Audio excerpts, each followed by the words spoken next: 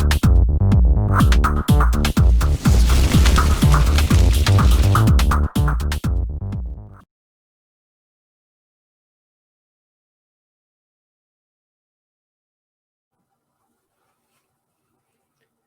everyone, and welcome back to the Muscle Car Appraisal YouTube channel. We appreciate you all being here. Today, we're going to showcase a 1967 Camaro RS SS convertible 4-speed car. It is a legitimate RS SS. I had the pleasure of inspecting this car to evaluate it, and we'll get some more details on that later on in the video. But right now, let's get right to the situation. But let's pause just for a second before we get there. There's many reasons why we inspect a car. It could be for insurance value, bankruptcy, divorce, probate. Somebody's looking to sell the car. Somebody's looking to buy a car.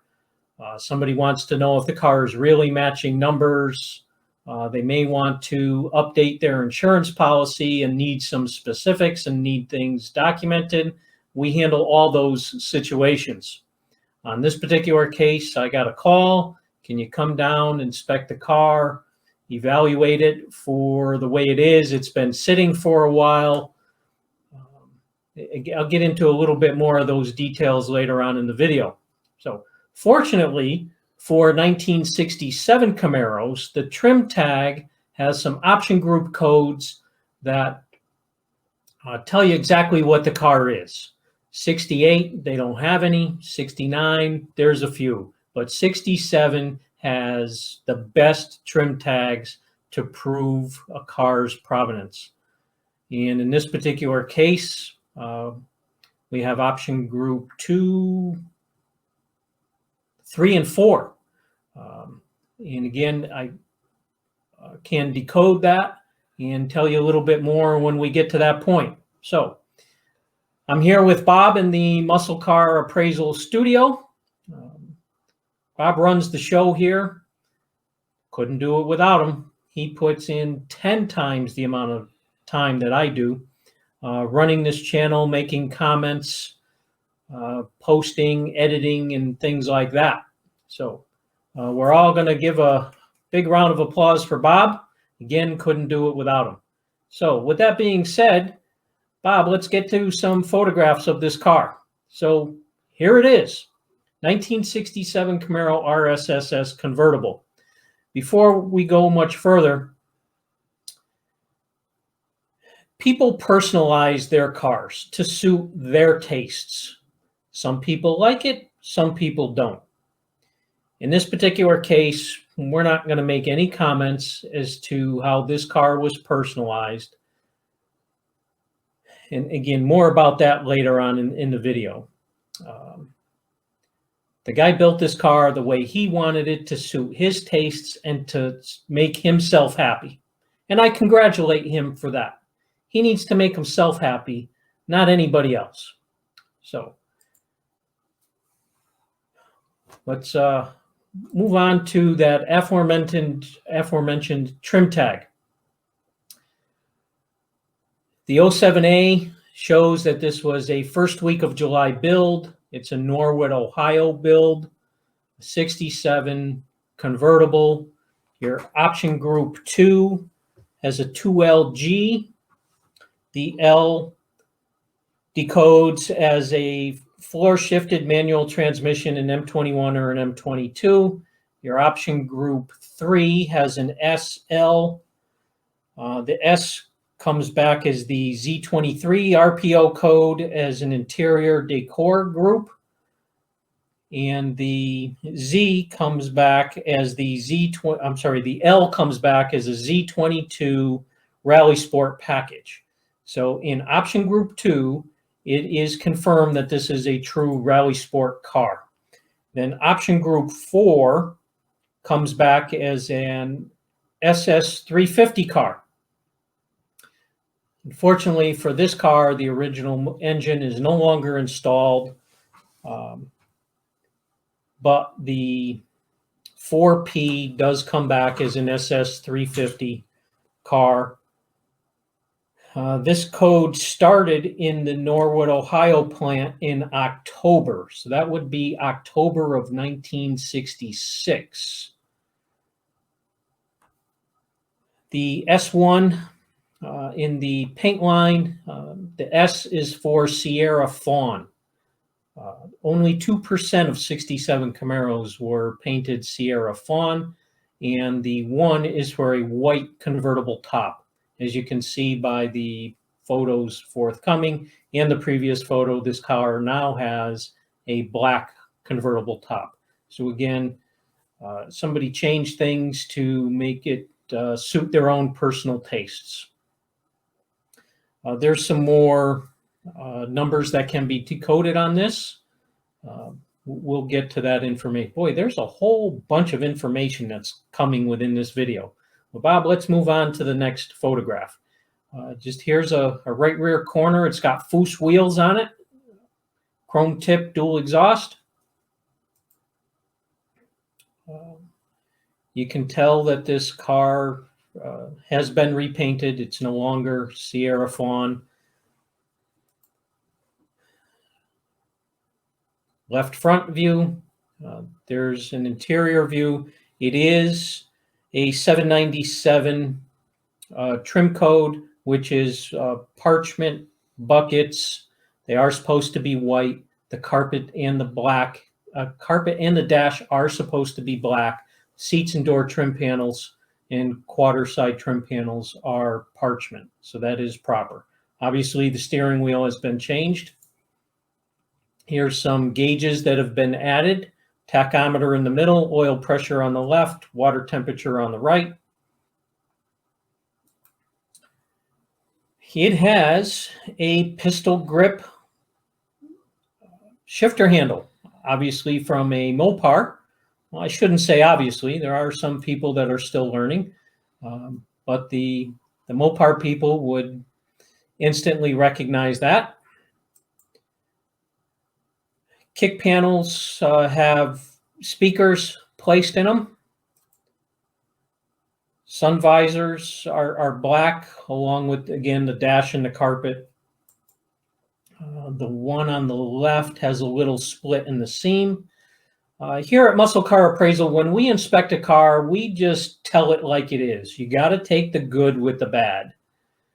If you just highlight everything good, and then somebody comes along and sees the car and notices a bunch of other things, that's egg on our face.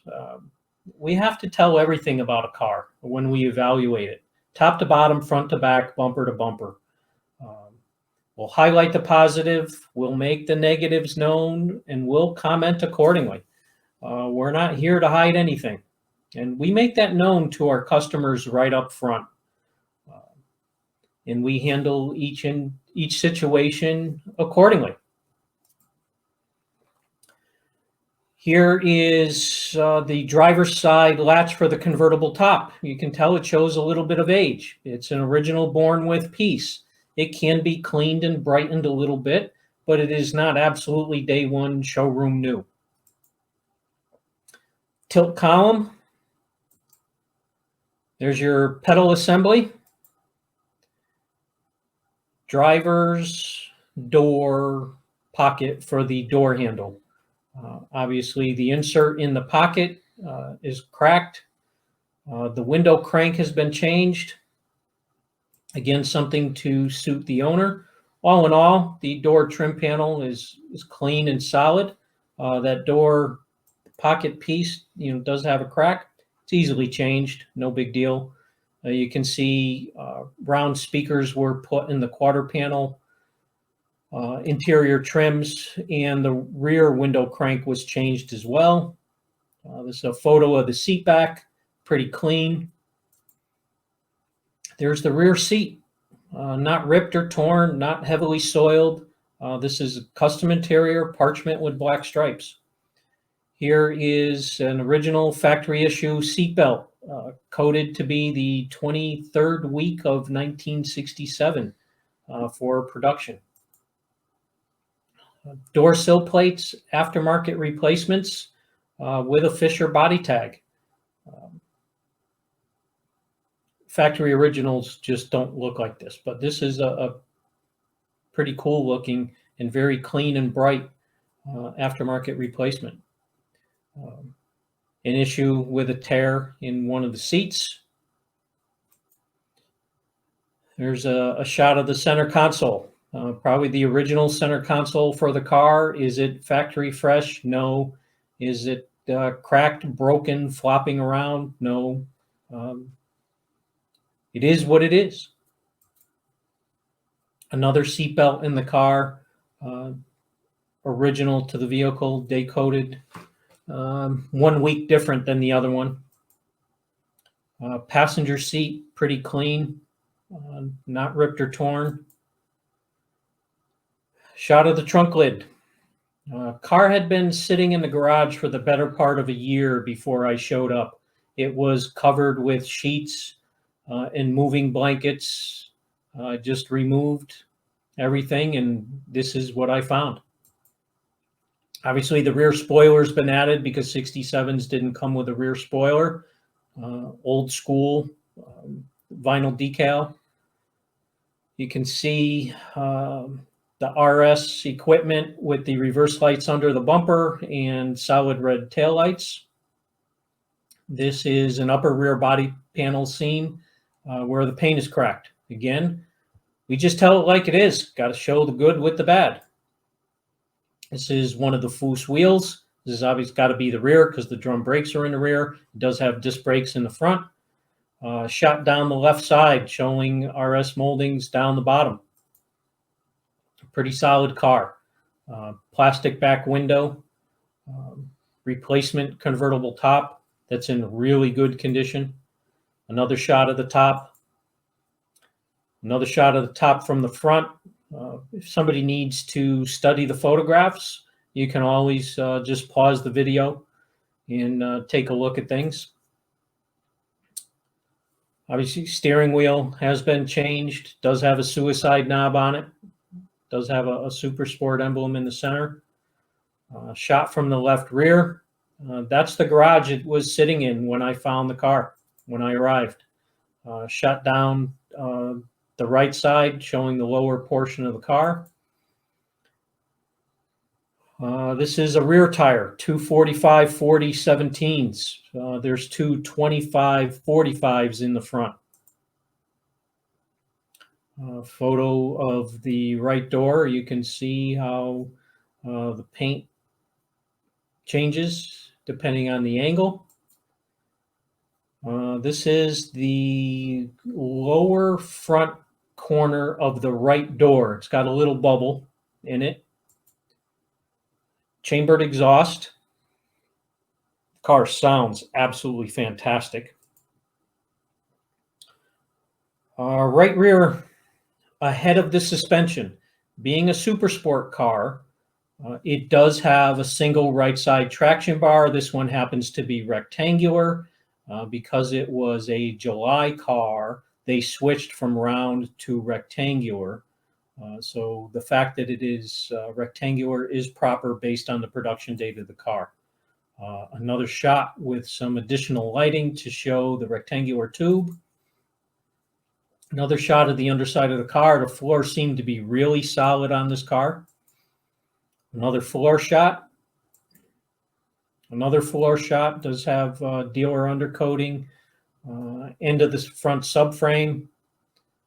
Another shot underneath. These are all from the right side. Nothing is heavily rusted or rotted. You know, is it cosmetically 100%? No. Here's a shot from the underneath of the left rear. You can see the chambered mufflers, cross-flow design. There they are again. And if you take a quick look at the rear end cover, it is a proper 12-bolt rear in the car. Shows this has got to be the left rear tire. There's some dry rotting within the tread. Left fender. You have your proper Camaro nameplate, your proper V emblem with the flags. and he stuck a 383 emblem on there.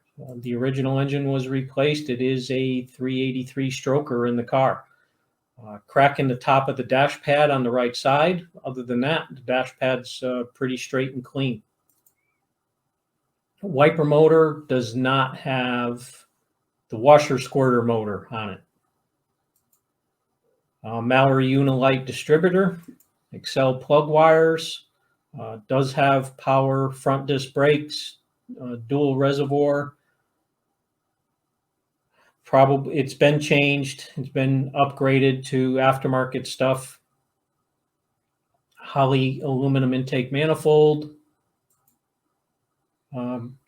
Marking on the front of the left cylinder head. You can look those up in photographs to determine exactly valve size for intake and exhaust and chamber volume. I believe these are 194s and 1.5s in a large chamber head. Holley carburetor 4779 list, which is a dual feed double pump 750 CFM with a manual choke. And there's carburetor. You can see it's a dual feed. Choke cable is not connected. There's a front control arm. Here's the underside of the hood. There's been a modification here. We'll see why in a minute or so here. Well, let's get right to it. SS hood grills mounted on air grabber scoops. Again, this car was modified to suit the owner of the vehicle. He's got a Mopar pistol grip shifter, and he put air grabber scoops into the hood. They are removable. You can, the top of the hood has not been modified, destroyed. You can refit the original and proper SS grills onto this hood with the surround molding. And from the outside with the hood closed, it'll look proper. But you're going to see that work was done to the underside of the hood. Shot of the multi-blade fan, no clutch with a fan spacer. Car maintains factory glass. This is LOF, which stands for Libby Owens Ford. Easy Eye glass. It's shaded. There's another one. These are the front disc brake calipers from SSBC. Obviously aftermarket. Here's the SS emblem placed in the nose stripe. Here's the gas tank in the rear. Again, got to take the good with the bad.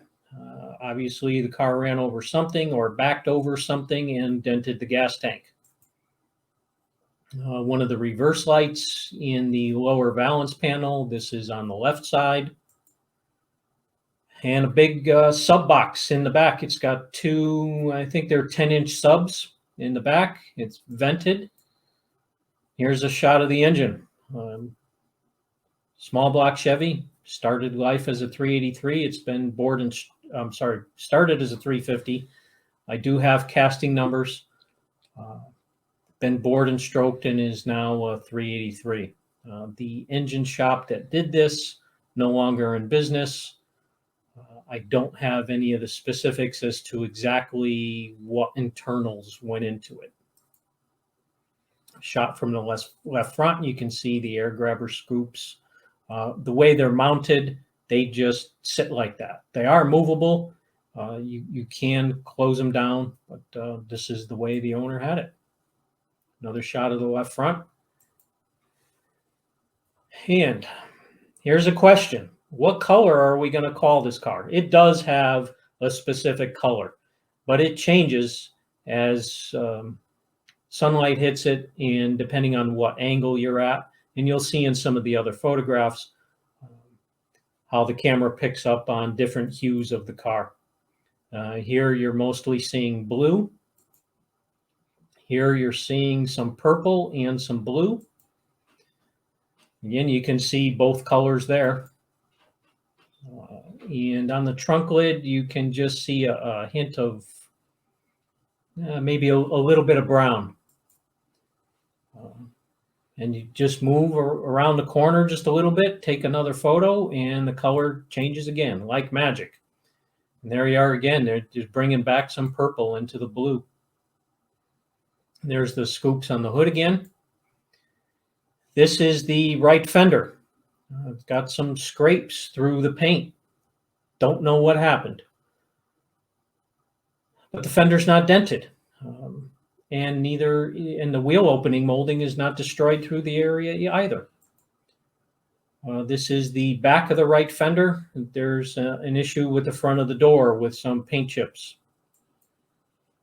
There's another view of the front edge of the right door.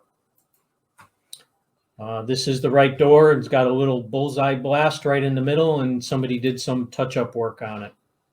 There's just a shot across the trunk lid. You can see the quarter panel was blue, and you saw some purple up on the trunk lid. Just a view from the right rear. View going across the right front. You can see that the nose has got quite a bit of purple and the door is blue. Again, this color just changes. Shot of the interior. Shot across the top. This is right fender, front of wheel. The seam is where the fender extension bolts up. Must have been some break in the paint when the car was assembled, and the rust bled through around the seam and up into the fender.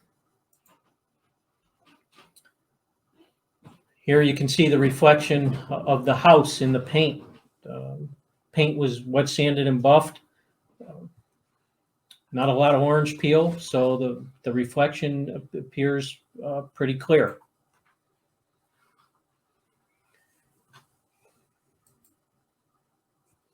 So there you have it, folks. I received a phone call from a lady who advised that this car was her husband's baby. He had had it for a while, had it painted, put the 383 in it, took the car to shows, loved driving the car. Unfortunately, he passed away. Unexpected, well, it wasn't unexpectedly, but it's just an unfortunate situation. But I do receive these type of phone calls. She asked me to come out, inspect the car, and help her sell the car. She has no background on the car. Obviously, her husband is not here to tell us about, what he did, what it was like when he got it, things like that. I was able to start the car. It does have great throttle response. I did not drive it up and down the street. Once the carburetor had fuel, it started instantly. Got a nice camshaft lope to it. Again, good throttle response. When I backed it out of the garage to bring it outside, there was no clutch chatter. I was made aware of what the gentleman did for a living. I see some things in his garage. The guy customized the car to the way he wanted it. But the car seems to be put together nicely. Disc brakes in the front, Foose wheels, good tires. Engine sounds very healthy. Again, the car is for sale. Reach out to me at mycaronmca@gmail.com is my email address. I have more photographs, more specifics, plenty of notes. I've seen the title. It is a clean title. It is transferred to the wife's name. She's ready to sign the title and sell the car. So if you have interest, reach out to me. I can detail some specifics, send you some more photographs. I can make arrangements for you to meet me at the house to see the car, and we can go from there. My car on mca@gmail.com is how to get in touch with me. Again, this car was tailored to his desires. Is it for everybody? No. Is there somebody else that's going to like this car? Sure. If you're interested, reach out to me. We'll talk. Thank you very much for taking the time to watch the video, and we'll see you again soon.